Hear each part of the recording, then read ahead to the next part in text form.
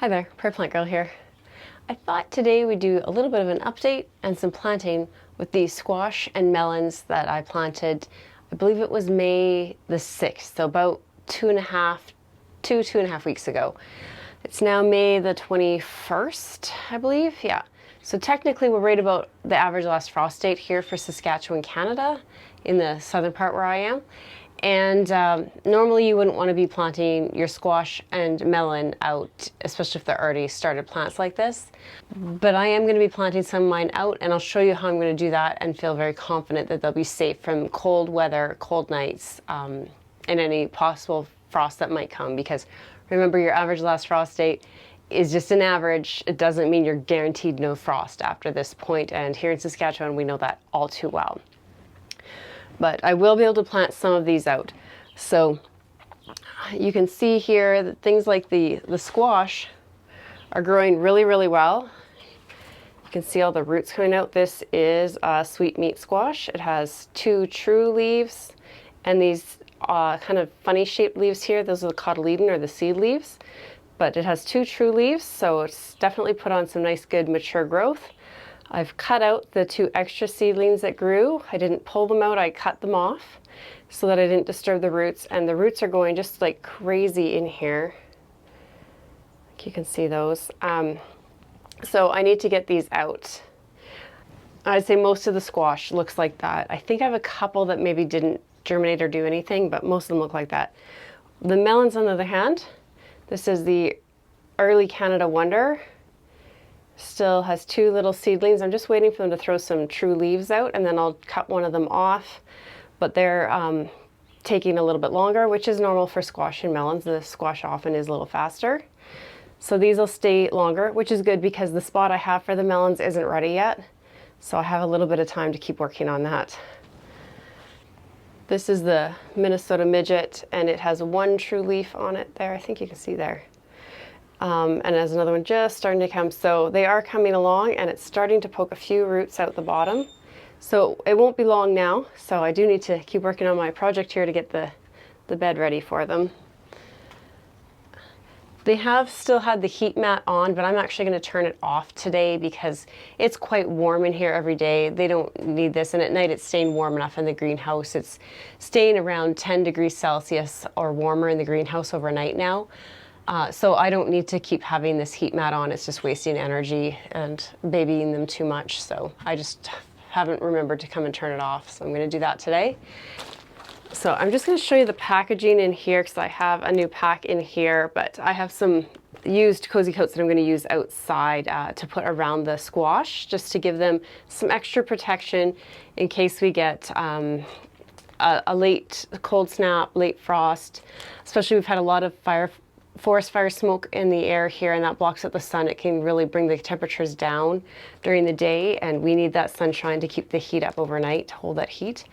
I don't know if that made sense, to warm everything up so that there's enough heat to stay warm overnight when the sun's down. So these just will help to protect the plants from that. And we often do get hailstorms in kind of early summer, late spring, and these will actually help protect the plants from that as well. So I'm going to put some of these around. So all this is a little kind of like a teepee or a cone that's made of a bunch of little sleeves that you fill with water, and then it goes around the plant. The top is open, so air can move through a little bit, get some air exchange, but the water in those tubes helps to kind of regulate the temperature, absorb heat during the day, and keep it warmer at night, and it just protects from winds and things while the plants are getting the roots established. So I just thought I'd show you the packaging just so you could see what I'm talking about, because I think sometimes people don't really know what I'm talking about, but that's what it looks like. They last for years unless you get them poked with a stick, or like I've had hail on them, they've been fine through that. And algae does grow inside them as the sun shines when they're being used. So they do probably break down over the time, but I think I'd probably get at least 5 or 6, maybe more years out of each one. I don't know, I should maybe mark some of them with a year on them so I know, but I don't. But I'll also be putting in the holes some fertilizer just to get them off to a good start. I'll just put a band of fertilizer around them. And this just happens to be the Premix. I like this brand. I can usually get them in big packs from like Costco, or sometimes I get them at a good price on Amazon.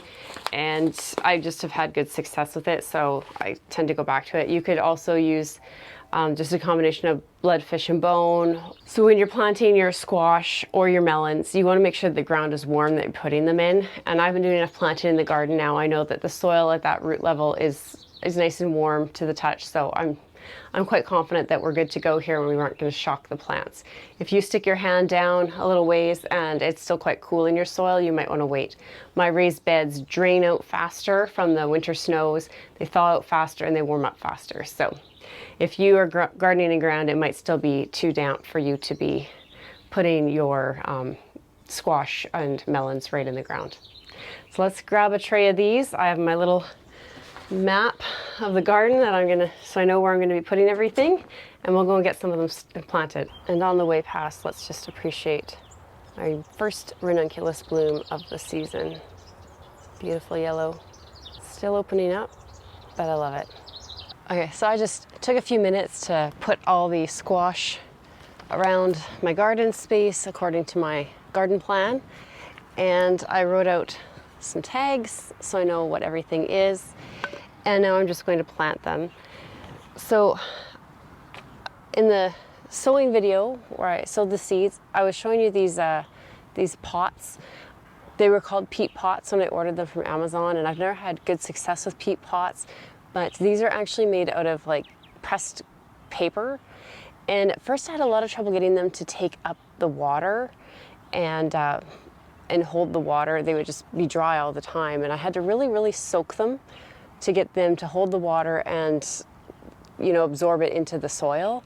But once they did, they've done really well, and they're actually breaking down. I actually think these pots might break down in our soil, which I was saying in that video, the peat pots never do. I always cut them and let the roots out, but the roots are growing through these very easily, and they're really like kind of feeling like disintegrating already. So I have high hopes for these, and if they do break down the way they're actually supposed to, and they seem like they're going to, this is definitely a product I'll be going back to, because so far out of all the different types of peat pots that I've tried, these seem to be the best for breaking down. They're already starting to get soft and broken down a little bit before I've even planted them in the ground. So that's a bit of a side note, but I thought it was interesting. So you might remember this bed here. This is on the west south kind of corner of my garden, and I just planted some black beans in here last week, I think. There's peas down at the other end and some beets. Since that video of planting the beans, I've also threw in a couple of zinnias in here. These are just California Giant double, I think, zinnias that I threw in. I don't know, about 8 or 10 plants.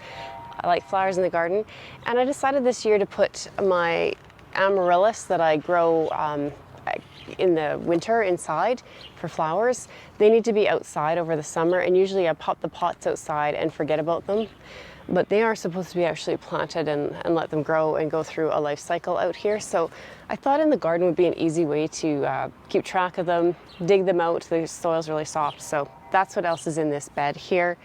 And then I'm going to put the sunstripe squash on this side here.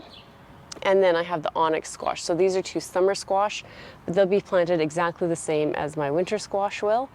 The rest is all winter squash and pumpkins, so they're all planted the same. And I have 2 here, and I'm going to plant them together. Often if you're just direct sowing squash, you would make a hill. That's just to keep the soil nice and warm, and it'll give somewhere for water to kind of pool around them. If you're doing a hill like that, to help get lots of moisture down into the root zone, but you don't have to. But often when you're doing that, you would put several seeds in and just leave them all grow together. So I'm going to just plant 2 plants really close together. So I'm just going to dig a bit of a hole. Now my soil is constantly being amended and top dressed with compost all summer long. So it's really full of good nutrition. I am going to add a little bit of fertilizer but not much. I don't want to go too deep. These guys aren't that deep. I will put some fertilizer in here, but you could fill your hole or your mound with good compost or rotted composted manure or something as well, and that would be really good for your squash. They're really heavy feeders. They want lots of good nutritious soil to go into. So, like I said, there's lots of that in my garden, and I'll be top dressing with compost as I make it. I have a batch that I think is ready to come out of the composter any day now. I just need the time to do that. So these will be getting top dressed with all that good nutrition. Then I'm just going to take my squash and put it down in the ground. I'm going to take these little plastic tags out. I hate when I find them around the garden later on. So since I have the wooden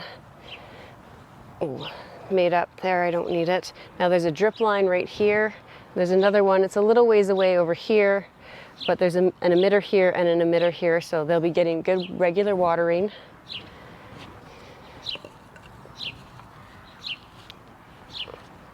I'll maybe move that out a bit, and then I'm going to put that Kozy Coat around that I talked about. So I need to grab my hose. It's just over there. I forgot to move it closer. So this is the Kozy Coat when you're take it out of the package here, and it's just a cylinder basically. So one end, these little tubes are open so you can put water in them, and the other end obviously they're closed so the water doesn't come out. Just put it over your plant like this. So when you're just getting this filled, it can be helpful to get a bucket like this to just put inside over your plants. So I like to grab like an old plant bucket that has holes in the top, so once the water tube is full, I can easily just yank it off. So you just put it over your plants. This is just temporary while you're filling up your water tube. You don't want to leave that on, you'll cook your plant. And then you can set this over, and then once, as you'll see as I'm filling it, they can be a little tippy until it gets full. So that just helps to keep it a little bit more stable while you're doing this. My nozzle here just has different settings. I find the full setting works well, just to give a more direct stream to where I need it that's not too harsh. And then just go around and fill these little tubes. And you see, because the weight, it just wants to fall over right away. I usually just kind of skip a few to first get it started, and then go to the other side, do a couple.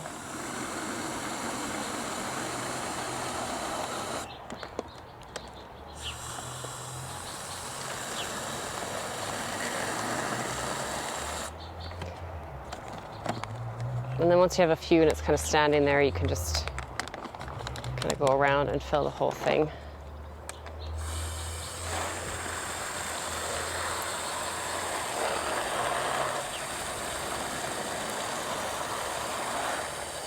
So this isn't something that's necessary for growing squash or any other plants, but I've been using them for over a dozen years now, I'd say, and I do find them helpful, especially when we have those freak hailstorms come through. I shouldn't say freak, they come through almost every year.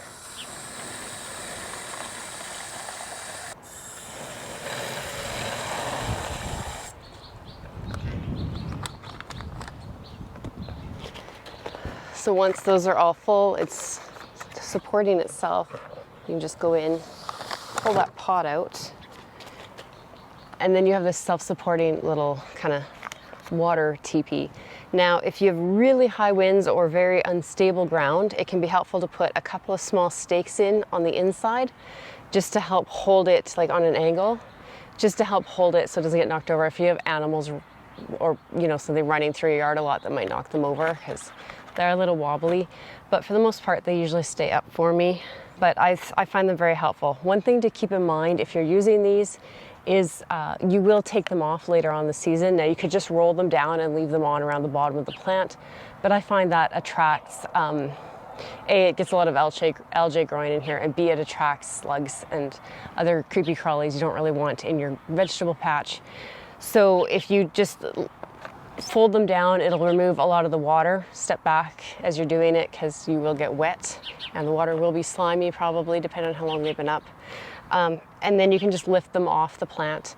Now it's a good idea to be rolling them down a little bit for, you know, a week or so and just letting more and more air get at these plants before you remove them, or you might wind up with plants that are getting windburned and sunburned, because right now they're very protected in here.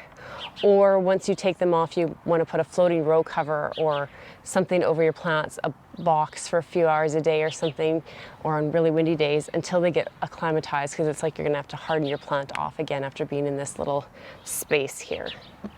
So I am going to be working on planting the rest of these this afternoon, and I'll bring you back when I have them all planted and give you a look at them and where they all wound up.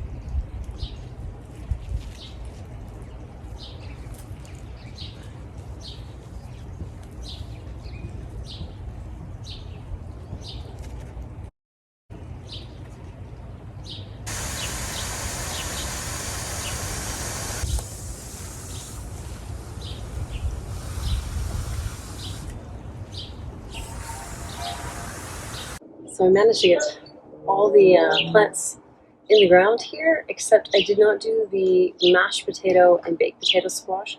They're going to go in some larger pots, and I don't have those pots where I want them placed yet, so I'm just going to try and hold off. I think in another week I'll be able to do that. But over in the northeast corner of my yard here, I have the autumn frost squash. Now this bed is also supposed to have my garlic in it, but my garlic did not come back this year. I stuck a few heads in the refrigerator about 6 weeks ago now, because it wasn't looking like there was going to be a lot of action in this bed here. And I'm going to try and replant this bed with the garlic probably this week. I'll try and get that done. But for now, it has the autumn frost squash, and I will get a trellis and put it up behind here in the next week as well. So this side of me here, I have my Renegade pumpkin at the front. The back, you may have just seen me do a video where I planted corn back here. So there's corn back here. Along the sides, there is Homesteader, I think, on this side, and Green Arrow on that side. Peas, or else they're the other way around, but peas on the other side, corn in the back, pumpkin in the front. So good selection over there. So let's go check out some of the other ones. So stuck right in here is the Syrian Hollis pumpkin. So this is supposed to produce Hollis seeds out of a pumpkin, and I'm trying it for the first time this year. It's in here behind this big tunnel that you may have just seen me plant cucumbers and nasturtiums on. And on the other side, I have peas. I I think green arrow peas, I can't remember. And at the end, I have a little bit of kohlrabi. I think that's all that's in this bed and all that's going in this bed, so it's pretty full. Must be done by now. Oh, there's some lettuce in the front. Yeah, it's a full bed. I like to keep things full and lots of different things in the bed. I'm really not sure how this is going to work out, but I planted my ruche vif de thon and my sweet meat in this bed where all my tomatoes are. This is either going to work out really nicely and they'll fill in around the base of the tomatoes to keep the weeds down, or they're going to be trying to climb all over the tomatoes and cause havoc. I don't know. The sweet meat has a trellis at the back there. I'm not sure if I made a mistake with putting the ruche vif de thon here, but I planted less tomatoes than I usually do. This big open space in the middle where I'd normally have tomatoes, and I thought I'd give it a try. And the last squash went over here. This is where you saw me start with the sunstripe summer squash on that side there, and this is an onyx summer squash over here. And like I said before, there's some black beans in the back, some zinnias, some amaryllis, some beets and peas in the front. So again, another full bed, but I think this combination should work well together. So we'll see. These are two new varieties of summer squash, and I think they're supposed to be more of a bushy, smaller variety, but if they turn out to get quite sprawling, I can always get some big stakes to kind of trellis them upright, and you can grow summer squash that way. So we'll make that decision when the time comes. Have you planted your squash yet? Let me know in the comments down below. What kind of squash do you like to grow? Thanks for hanging out with me in the garden today, and we'll see you in the next video. Bye.